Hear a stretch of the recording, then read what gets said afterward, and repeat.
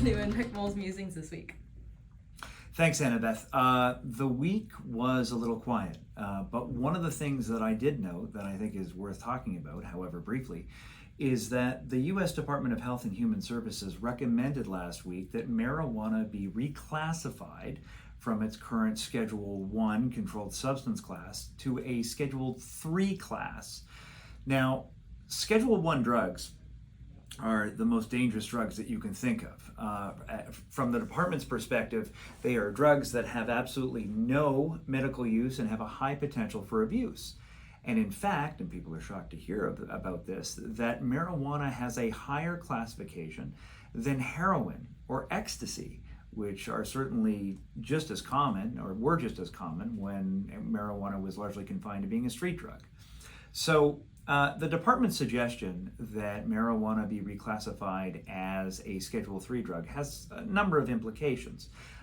First and foremost, what does Schedule 3 mean? It means that marijuana would effectively be on par with most prescription drugs, where the value, the medical value, is deemed to outweigh any dangers that may be associated with those drugs.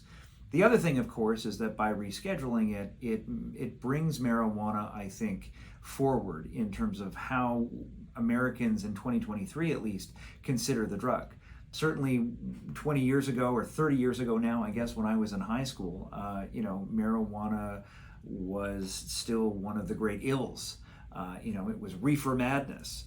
But I think with the advent of certainly some therapeutic uses, both medical, well, certainly medical, and additionally its acceptance as a recreational drug, I think that stigma is quickly eroding. And this reclassification, I think, would just bring that into harmony with the way I think most Americans, perceive marijuana in 2023. There was some stock jumps last week as a result of this announcement.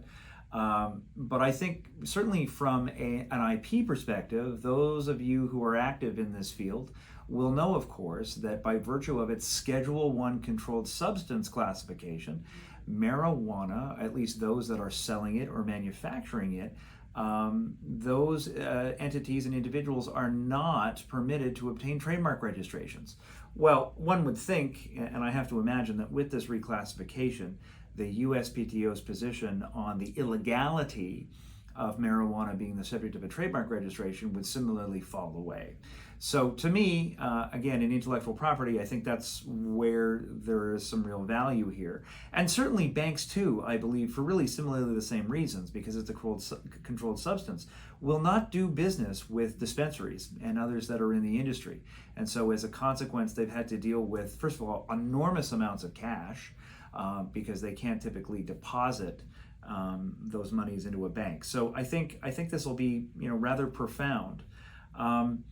The latest data indicates that something like, I think, 23 states allow recreational use of marijuana, and 38 states allow medical use for it. So, as I said earlier, there is a sea change in the stigma that was even just 20 years ago associated with marijuana, and I think it's a good thing. Certainly, it's a lucrative industry, it's growing, and I'm of the belief that those that are active in the industry should be certainly allowed to protect their marks in association with the sale, manufacture, and retailing of marijuana.